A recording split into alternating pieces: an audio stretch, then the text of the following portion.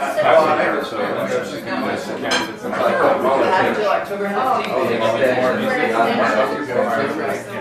then this is Jessica. Jessica's going to make it and lead us in a combination tango and taekwondo. Give back.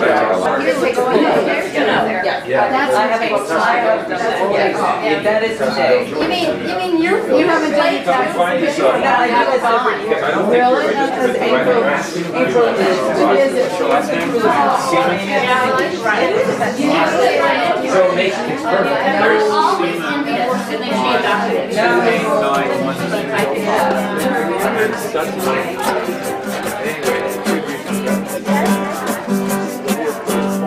Now this is an election party. That's the way the world goes round. You're up one day, the next you're down. It's a half an inch of water. You think you're gonna drown. That's the way that the world goes round. That's the way that the world goes round. You're up one day, the next you're down. It's a half an inch of water. You think you're gonna drown. That's the way that the world goes round. It's true. I can't sleep at night, you guys. Understands that exactly. But if you don't understand the joke, then you're going to want to ask somebody near you. Speaking of which, if you haven't already, please turn to the person next to you and shake their hand and get your name, please. Make some nice. And Hi there, Shay. Nice to meet you. I'm running because of you. To sit at the table with you. Oh, I can't Be wait. there for you. Oh, you're gonna get there. Hey, nice to meet you too. Oh, nice to meet you. Oh. And your name is? Miss McGillicuddy. Beyonce. Miss McGillicuddy. here we go. Thank you all for coming. This is really just an opportunity to finally have a lot of good friends and new friends over to our house. And I want to acknowledge your other hostess there, my wife of 31 years, Lisa Alvarez. Yay! And I want to also acknowledge a few friends, but some of them may come up as a result of the quiz. How many of you feel pretty smart about where you live? Quiz. Okay, well I've prepared some modest prizes because we're going to ask you for something later, probably involving your checkbook. Then we have some special thank you gifts for those who have a few good answers to a few obscure but also maybe easy questions. There's a couple of ringers in here because there's a couple people who are pretty smart about literature and geography, but you know, who knows? And the prizes are naturally eccentric and reflect all my really excellent taste. What is the title of the novel by the Nobel Prize winning Polish novelist who was in fact a part of Madame Majewska's original failed arts and agricultural commune near Anaheim, California? Oh no. Yes. Damn! What? Dennis, you're so smart. Wow, I hang around smart people. I'm gonna need more of this. I didn't think Dennis McHale was that smart. Thank you, bro. Wow. The standard has been Awesome. Wow. Thank you, brother. We'll settle for. So before I introduce the candidates, I just want to say that there are a whole lot of us here who are part of the Canyons First Committee, and everybody is welcome to join. As a matter of fact, you sort of are joining now, unless you affirmatively say you don't want to join. And, Sucked in. Yes. We came together when we heard that these four candidates were going to be running together.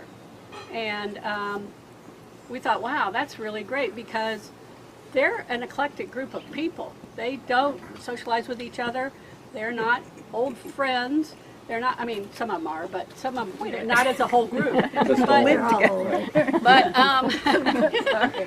so we got really excited about that. And I have this button on that's an antique left over from the 2010 campaign. It says, elections have consequences. We'll talk about that a little bit more later. But before we do, I want to introduce the candidates. Would all four of you please come forward? There we go. Oh, there he is. And I'll step out of the way and let them introduce themselves. You'll see the signs around. And if you're having trouble remembering, Jeff Sarkisian has a great mnemonic device, and that's jot 'em down. J-O-T-M, Johnson, Olson, Top, and McWilliams. So Jot 'em I'll give you down. the Fab Four. Line up the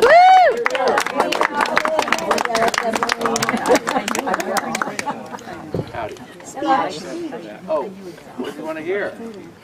I'll start with my usual, why I'm running. I think some people haven't heard it. Kevin Top. Yes, Kevin Thomas. I just realized the other day, I've lived in Silverado longer than anywhere else I've lived in my life. But before that, I figured I wanted to volunteer for something because I'd taken so much from Silverado. I was going to do the fireman thing, but I'm not physically fit enough. And I've been going to the meetings for about 6 years, these SMRPD board meetings, and I've been watching what's going on, and I figured there's a great place to volunteer. Now, I do have to go through election before I can get there, but I have been volunteering, doing some design work, some flyers, ads, and such. But I figured this is a good way to give back. You helped with the logo, too, that became the SMRPD Oh, yes, the SMRPD logo. I was on the board. And the music. Music. Oh, yes, and the concerts in the park. So that's And donating the sound equipment to the concerts in the park. we started that too. So there's lots, I guess. I'm just not used to boasting. I'm an all-around cool guy, and I'm flattered. And he's never been in jail. So, there we have it. That's Except for at the fair. And I just want to do the right thing, keep it transparent, and listen to the people and have what you all, the majority of you all, want to have done and get it done. So there you go. My name's Kevin Top. Vote for me. I'll vote for them too. I'm John Olson, and I'm running for the 2-year seat against Lisa Collins, who I guess lives right around this neighborhood, so probably some of you know Lisa. Okay, I'll try to be nice. And I'm running because I was asked to, and I have a background of dealing with disputes. I've dealt with them all my life, and it sounds like we have a fairly disputatious park board at this point, and arena where things happen. I've been to a meeting or two, and it can be very unpleasant. If any of you have been there, you probably saw some of that. I hope it wasn't always that way, and 2 of the people running have been on the park board before, and I think that what we need is a lot more transparency. We need a lot better facts about what our programs are doing, how much they're costing, how many people they're serving, and we need to really be focused on recreation and parks. I think a lot of people are bringing a lot of energy to those meetings that doesn't necessarily deal with how can we improve our recreational programs. And if we just stick to that as a core, becoming more neighborly, more friendly, trying to get together and do things where we all have fun and leave behind the cares of the world and world politics and the job, etc. Isn't that what recreation's really about, is getting together with your neighbors? So that's the focus, and I think it's very important here because we had our last fire 2 weeks ago. We have mudslides, and we have fires, and we have floods, and we depend on each other. So it's important that we be good neighbors because we'll need each other, and it probably won't be too long. So that's my shtick. Thank you.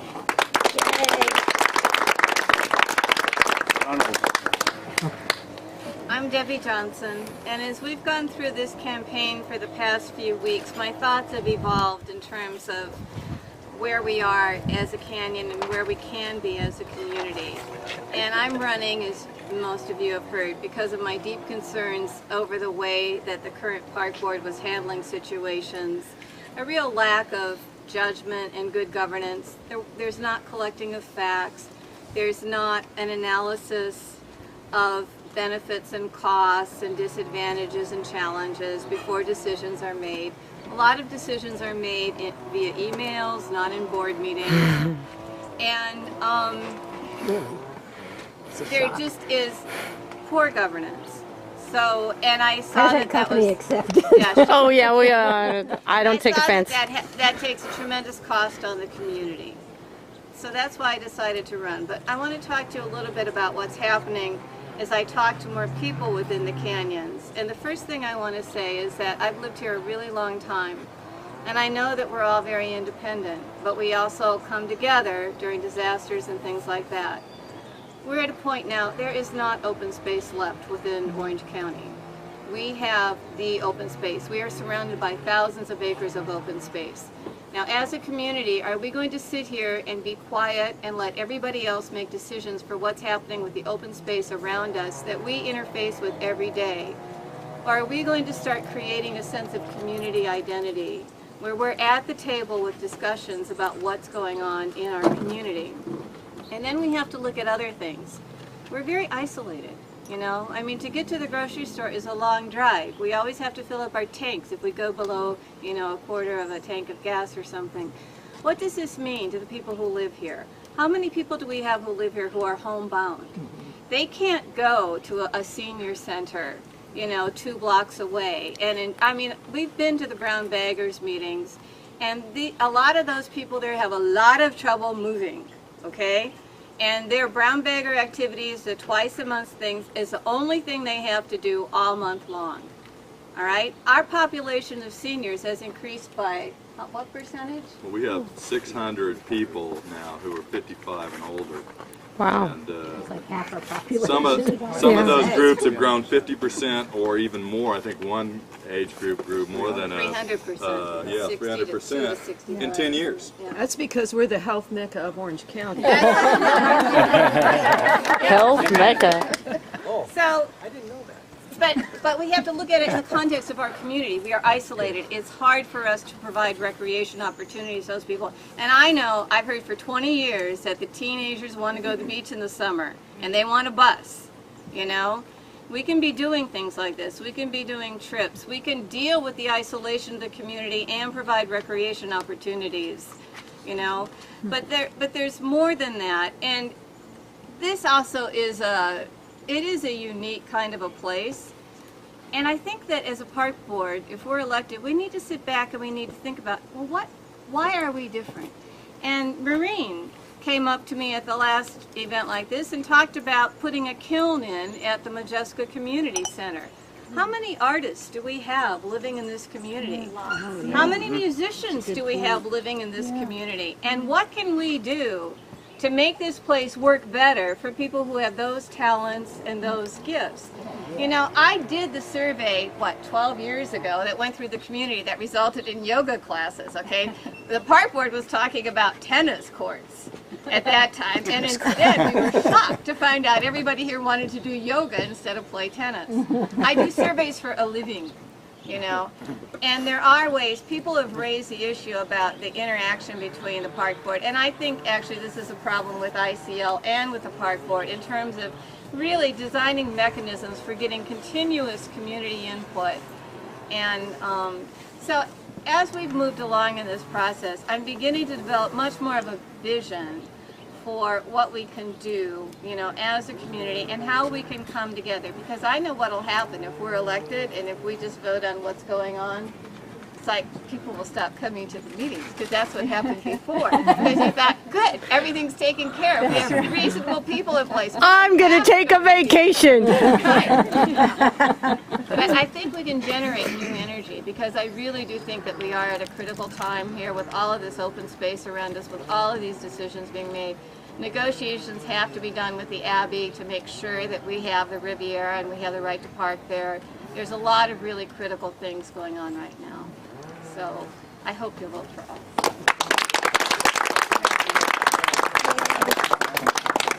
Hi, I'm Phil McWilliams. I'm running as well. We're all a little bit reluctant candidates, but we are motivated by, well, going to a few park board meetings is all it takes to motivate. There's a lot of internal dysfunction on our current park board, and I'm not talking about 4 people against Shea. I'm talking about them fighting amongst themselves.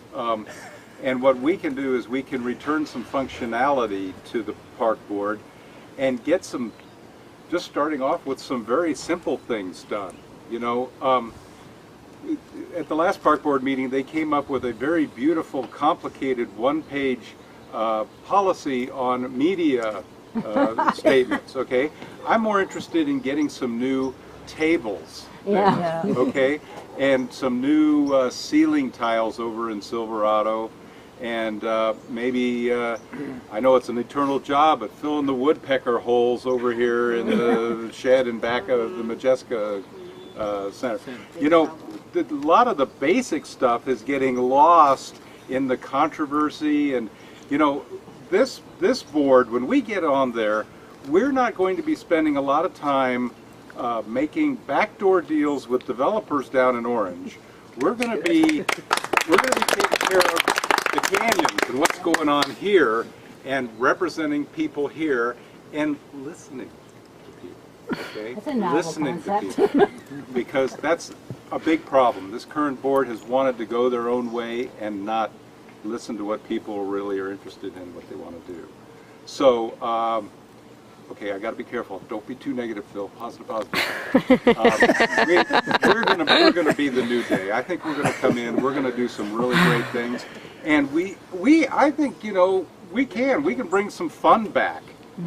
We can have meetings that are not a chore to go to. You know, we can go to them and actually enjoy each other's company and get some positive things done. We can have more music. We can have pie. Every third meeting, we're all there. Pie is going to come and serve. If you join the club. Recreation class. Yeah. It's wonderful. Gluten-free as well as regular. I've got gluten-free lemon squares there if anybody hasn't tried them yet. So. You know, when I was president of the Inter Canyon League, I really missed the boat on doing one very important thing, and that was having tacos at the ICL meeting. What a coup! Great idea. You know, so we want to bring that kind of good feeling back to the board and do things that are positive. So that's it. Hey, Phil. You know what? Thank you all for your help. It's kind of overwhelming for us that we're getting so much. Tell your neighbors. People should tell their neighbors. Yeah, the neighbors, absolutely. If you talk to your neighbor, that's probably the best way to help us get in. Is just talk to one neighbor. I want to open it up to questions. Yeah. You guys, if anybody have any questions? How about a comment? Okay. I just want to follow up what he was saying. My husband was on the park board for 8 years, and prior to the appointments of some of the current incumbents, the park board was getting along great, and they were happy to go to meetings, work with each other. The recreation was going on. It was great, and that changed when the appointments were made. So I just wanted to give that little history piece. Lisa has a comment. Yeah, I just want to make a comment. I want to thank you all for coming to our event where you had to pour your own wine. Thank you. And I hope you will stay Thank you, Lisa, after for having us. Pour more wine and pour more orange juice and help us eat that. But I want to, I was reminded of another campaign that Andrew and I did years ago when we lived in another beloved community of the west side of LA in Santa Monica, and I think it was 1988 or 1989. And there was something put on the ballot by Occidental Petroleum. And what we were able to put together was a coalition of people who cared enough to make this the single issue to turn out people in an election where I don't think they were expecting a lot of turnout. And to not just turn out people, but to galvanize them, to tell them, this is the reason you need to vote. Because what we have at stake here is going to be critical for the next years to come. And we went door to door. We talked to, yes, our neighbors that we knew, but we also had to make friends and neighbors of the people we didn't know. The ones that we just saw park their car and then go quickly up to their apartment. Right? The people whose names we didn't know. We had to be brave in our convictions and know there was enough at stake that we had to be friendly. And we had to sort of make, an extra hour a week to sort of talk to that neighbor we've never talked to, and to leave information, and to talk to them from who we were. So anyway, as I was slicing vegetables today, I was thinking of that last campaign where we had similar bagel brunches. And I want to say I'm happy to host another one at anyone's house if you'd like me to come over and slice bagels and do that for you. But I wanted to share that story with you because I think sometimes we don't know what it takes for a win. And I think what it takes is what we bring. And we have it here. We just need to take it out there. Thank you.